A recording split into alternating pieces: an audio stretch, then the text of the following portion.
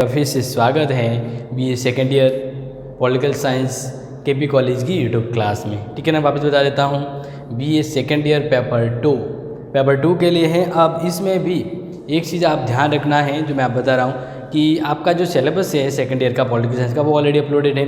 तो ये क्लास क्यों है? ये क्लास है स्पेशल क्लास यानी जो एग्ज़ाम में आने वाले प्रश्न है ना उन्हीं को लेकर यहाँ पे डिस्कस होगा। यानी कहें तो हम क्रैश कोर्स, क्या कह सकते हैं, क्रैश कोर्स। ठीक है ना, समझ में आ रहा होगा आपको। हम क्रैश कोर्स के बारे में यहाँ पे बात कर रहे हैं। तो पहला प्रश्न हम यहाँ पे लाए हैं आपके लिए, तुलनात्मक राजनीति।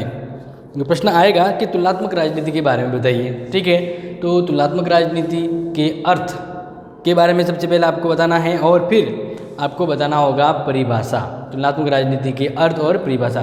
तो मैंने एक एडवर्ड फ्रीमैन की परिभाषा यहाँ पे लिखी है, वो आप ध्यान रखेंगे यहाँ पे। और ये एग्जाम में आ सकता है तो इसको ध्यान रखना है कि तुलनात्मक राजनीति संस्था और सरकारों के विविध प्रकारों का तुलनात्मक विवेचन और विश्लेषण है। यानी तुलना, कंपैरिजन करके कि दो सरकारें जब होती है साथ में, या दो देशों की सरकारों को देखे हैं, दो देशों की अलग अलग या दो से अधिक देशों की अलग अलग संस्थाओं को देखे, जो राजनीतिक संस्था, उनका तुलनात्मक अध्ययन करना ही तुलनात्मक राजनीति के अंतर्गत आता है। तो ये चीज़ें तो आपको पता हो जाएगी। ठीक है, अब परिभाषा के तौर पे दो तीन परिभाषा अगर चाहें तो याद रख सकते हैं। एक और परिभाषा है, मैंने नोट तो नहीं करी है लेकिन आप चाहें तो लिख सकते हैं, रॉबर्ट्स की, जी.के. रॉबर्ट्स की तुलनात्मक राजनीति वृहत क्षेत्र का संकेत है जिसमें तुलनात्मक सरकारों व गैर सरकारी राजनीतिक कबीलों, संप्रदायों, गैर राजकीय संगठनों का राजनीतिक अध्ययन किया जाता है। यानी टोटल रूप में अगर मैं सारांश में आपको बताऊं ना तो तुलनात्मक राजनीति का मतलब होता है कि राजनीति के वे क्षेत्र जो राजनीति के अंतर्गत काउंट होते हैं उनका तुलनात्मक अध्ययन करना। जैसे दो देशों के बीच समय बात करें कि अमेरिका की कांग्रेस है वो और भारत की संसद, तो इनके बारे में जब हम तुलनात्मक अध्ययन करते हैं तो वही चीज़ यहाँ पे मेंशन होती है। वही चीज़ों के बारे में यहाँ पे एडवर्ड फ्रीमैन ने कहा है, राजनीतिक संस्थाओं और सरकारों का विविध जो उनके प्रकार अलग अलग, उनका तुलनात्मक विवेचन और विश्लेषण करना। ठीक है, ये तो आप समझ गए हैं। अब इसको अर्थ को जानते हैं। यहाँ पे एक आध परिभाषा यहाँ पे लिखी, अब अर्थ के बारे में। और ध्यान रखना, बड़ा प्रश्न आया तो ये जो है वो आप नोट करेंगे। और बता देता हूँ कि इस हर एक वीडियो में आपको 2 से 3 इम्पोर्टेंट प्रश्न के बारे में बता दिया जाएगा। ठीक है, तो बात करते हैं हम इसके अर्थ की। तो अर्थ को जान लेते हैं तो कुछ ही इंपॉर्टेंट लाइन है जिसको आप समझेंगे। तो ध्यान रखें कि तुलनात्मक राजनीति संपूर्ण राजनीतिक व्यवस्था में उन तत्वों की पहचान और व्याख्या है जो राजनीतिक कार्य उसके संस्थागत प्रकाशन को प्रभावित करती हैं। यानी टोटल रूप में अगर आप चाहें तो आपको लिखना है तुलनात्मक राजनीति,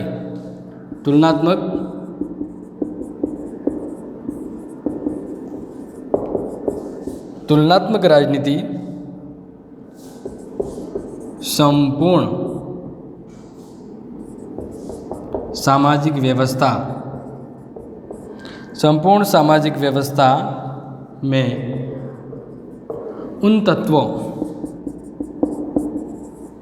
उन तत्वों की पहचान एवं व्याख्या हैं जो राजनीतिक कार्यों व उनके संस्थागत प्रकाशन को प्रभावित करती है। क्या करती है? प्रभावित करती है।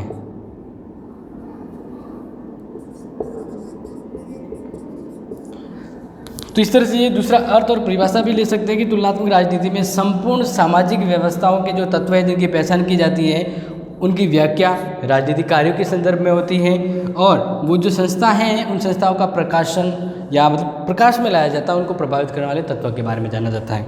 नेक्स्ट बात करें कि तुलनात्मक राजनीति इस प्रकार राजनीतिक संस्थाओं व राजनीतिक व्यवहार की समानताओं असमानताओं के संबंध से भी संबंधित है। यानी दो देशों की राजनीति की जब तुलना करते हैं तो वहाँ पे समानता और असमानता भी हमारे सामने आ जाती है। तो अर्थ में आप क्या लिखेंगे? अगर आपको पूछा जाए कि तुलनात्मक राजनीति का अर्थ क्या है, तो अर्थ में लिखना है कि दो देशों की या 2 से अधिक देशों की जब हम राजनीतिक संस्थाओं की तुलना करते हैं तो उनकी समानता असमानता, उनके स्वभाव, उनके व्यवहारों का अध्ययन भी किया जाता है, जो तुलनात्मक राजनीति के नज़रिए से बहुत ही महत्वपूर्ण होता है। तो ये आप ध्यान रखना है, क्योंकि हम अगर किसी देश की विदेश नीति बनाएं या किसी देश की व्यवहार को अपनाना है या हमें अपनी विदेश नीति को बहुत अच्छी बनाना है तो हमें तुलनात्मक अध्ययन करना जरूरी होता है।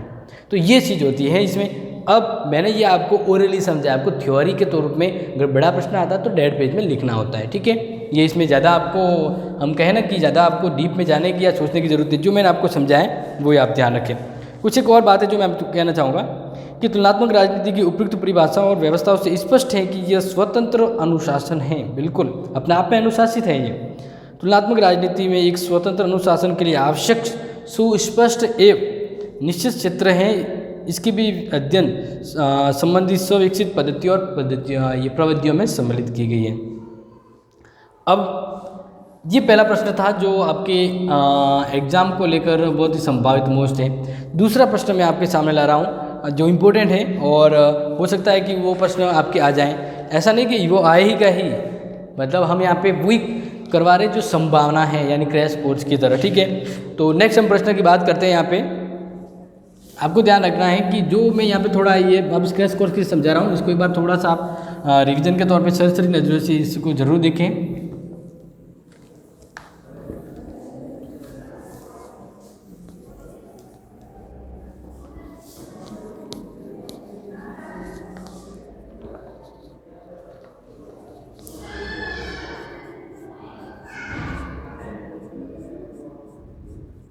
ओके, तो तुलनात्मक राजनीति का हम क्या देख रहे हैं अभी? महत्व देख रहे हैं। क्या देख रहे हैं? महत्व, ठीक है। ये दूसरा प्रश्न है, यानी प्रश्न कैसे आएगा तो मैं आपको बताता हूँ। प्रश्न आ सकता है कि तुलनात्मक राजनीति के महत्व पर प्रकाश डालिए, राजनीति के तुलनात्मक अध्ययन की उपयोगिता क्या है, या तुलनात्मक राजनीति के अध्ययन की उपयोगिता महत्व का परीक्षण कीजिए। आपको एक चीज़ और बता दी जाती है कि जो एग्ज़ाम के जो इंपॉर्टेंट प्रश्न है वो हम यहाँ पे आपके सामने हूबहू उसकी थ्योरी के तौर पे समझा रहे हैं, ये ध्यान रखना है। अब आपको एग्ज़ाम पैटर्न कैसा आएगा, क्या चीज़ें आपको ध्यान में रखनी है, तो इसके लिए आप ऑलरेडी मेरा जो दूसरा चैनल है me and my YouTube class, वहाँ पे आप विजिट कर सकते हैं। आपको पेपर करने का पैटर्न तरीका मिल जाएगा, ठीक है। हम यहाँ पे सीधे से टॉपिक पे आते हैं। तो तुलनात्मक राजनीति का महत्व क्या है? Comparative politics, what is the importance of the comparative politics in political and the purpose of political student. तो यहाँ पे ध्यान रखें कि किस तरह से ये इम्पोर्टेंट बन जाती है या यह क्या महत्व है। जो महत्व के ऊपर ही प्रश्न आ सकता है कि तुलनात्मक राजनीति का क्या महत्व है, इसका क्यों अध्ययन किया जाता है। तो हम यहाँ पे सीधे पॉइंट टू पॉइंट पढ़ते हैं, क्योंकि पॉइंट टू पॉइंट पढ़ने से आपको चीज़ें क्लियर हो जाएगी। तो हम पॉइंट टू पॉइंट यहाँ पे देखते हैं। तो आपको पॉइंट ही रटना, कहने का मतलब याद करना, समझना है। राजनीतिक व्यवहार, राजनीतिक व्यवहार को समझने में सहायक, बिल्कुल। हम जब तुलनात्मक राजनीति देखते हैं या राजनीति की तुलना करते हैं तो आप याद रखेंगे कि इसमें हम राजनीतिक व्यवहार को समझने के लायक होते हैं। क्योंकि अगर आपने देखा हो, हम कोई भी मोबाइल खरीदते हैं तो दो या दो से अधिक मोबाइलों के मध्य कंपैरिजन करते हैं, उनको समझते हैं।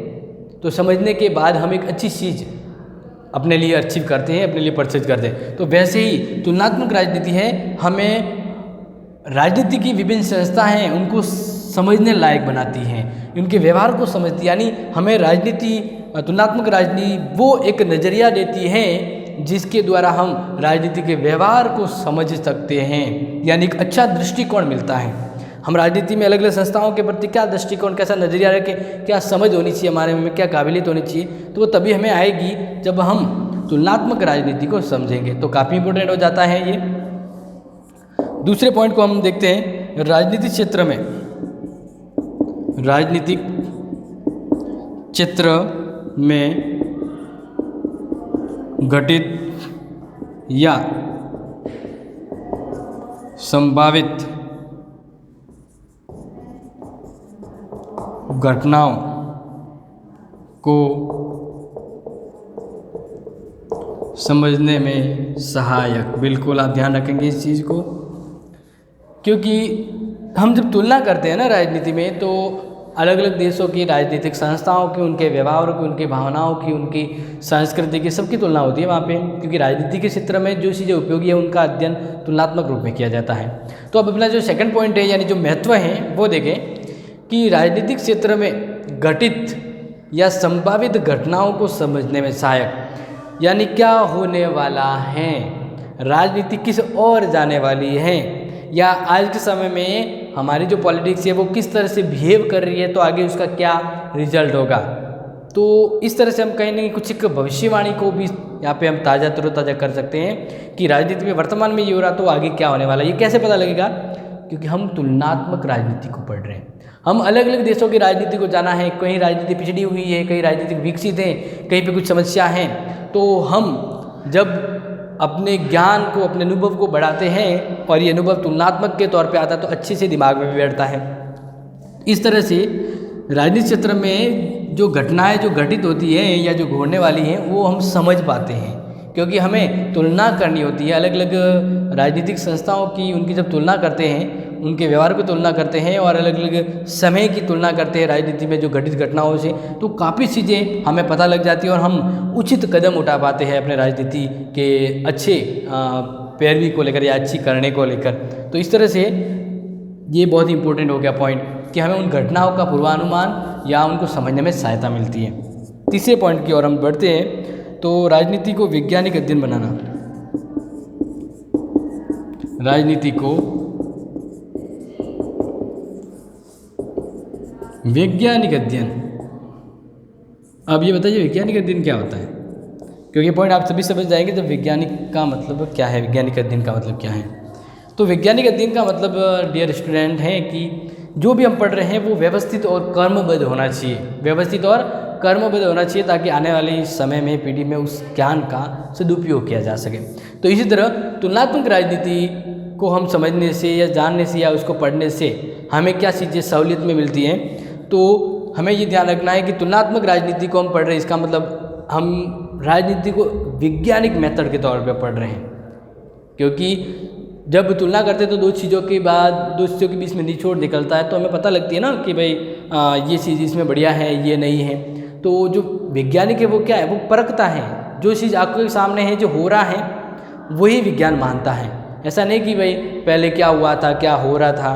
तो जैसे देखा ना, कोई कहावतें होती हैं, बड़े बड़े उदाहरण हैं ऐसे, जो कहता है कि अपने अतीत में ये हुआ है, वो हुआ है। तो विज्ञान नहीं मानता, विज्ञान प्रयोग करता है, उसके आंखों के सामने जो रिलेटिव्स है उस पर ही अनुभव करता है। तो इस तरह से जो राजनीति है उसको वैज्ञानिक बनाने का, राजनीति को और ज़्यादा वैज्ञानिक अध्ययन की तरह बनाने का जो प्रयास है वो तुलनात्मक अध्ययन के द्वारा किया जाता है। तो इसके बीच में एक लाइन है जो मैं आपको बताना चाह रहा हूँ। तुलनात्मक विश्लेषण द्वारा हम राजनीतिक व्यवहार की समानता और असमानता को समझते हैं और उनके लिए उत्तरदायी कारणों की खोज भी करते हैं। उदाहरण के लिए तुलनात्मक अध्ययन के आधार पर हम ये कह सकते हैं कि फ्रांस की अपेक्षा इंग्लैंड में संसदीय शासन प्रणाली सफल रहेगी, क्योंकि इंग्लैंड में संसदीय शासन प्रणाली का विकास औद्योगिक पूर्व हो चुका था, जबकि फ्रांस में संसदीय प्रणाली का विकास औद्योगिकरण के बाद हुआ है। तो हम ये कब समझते हैं, हमें ये अनुभव कब मिलता है, जब हम तुलना करते हैं। हमने फ्रांस और ब्रिटेन की तुलनात्मक अध्ययन किया, उनकी संसद, उनकी शासन व्यवस्था को, तब हमें अनुभव हुआ। तो इसी तरह हम राजनीति को और ज़्यादा वैज्ञानिक साइंटिफिक मेथड के तौर पे अगर हम अपनाना चाहते हैं तो हमें वैज्ञानिक अध्ययन की जरूरत है। वैज्ञानिक तौर पे हमें अध्ययन पढ़ने में सक्षम बनने में कौन हेल्प करता है, तुलनात्मक यानी कंपेरेटिव तौर पे। समझ में आ गया होगा। पॉइंट नंबर 4 देखते हैं। तो राजनीति में सिद्धांत का निर्माण।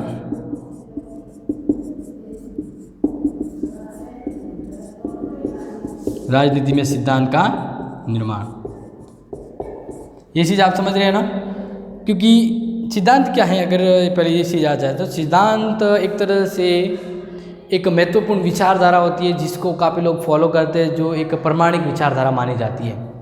जो एक प्रमाणिक विचारधारा मानी जाए तो वो सिद्धांत का रूप लेती है। विचारधारा सिद्धांत को बिल्कुल छोटे टुकड़े में कहें, टुकड़े में, तो सिद्धांत एक तरह से एक विचारधारा होती है जिसको प्रमाणिकता के तौर पे माना जाता है। ठीक है ना, जैसे उदारवाद हुआ, समाजवाद हुआ, तो ये विचारधारा होती है, इसको एक प्रमाणिक महत्व दिया जाता है। इसी तरह से तो राजनीति में सिद्धांत का निर्माण होता है।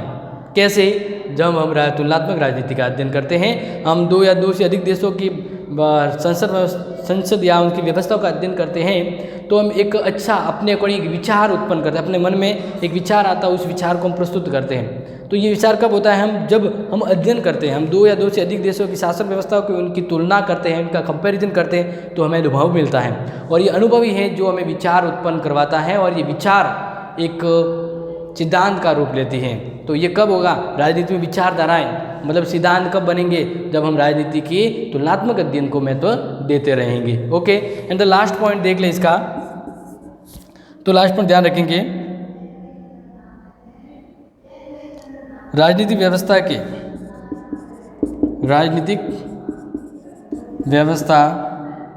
के तत्वों को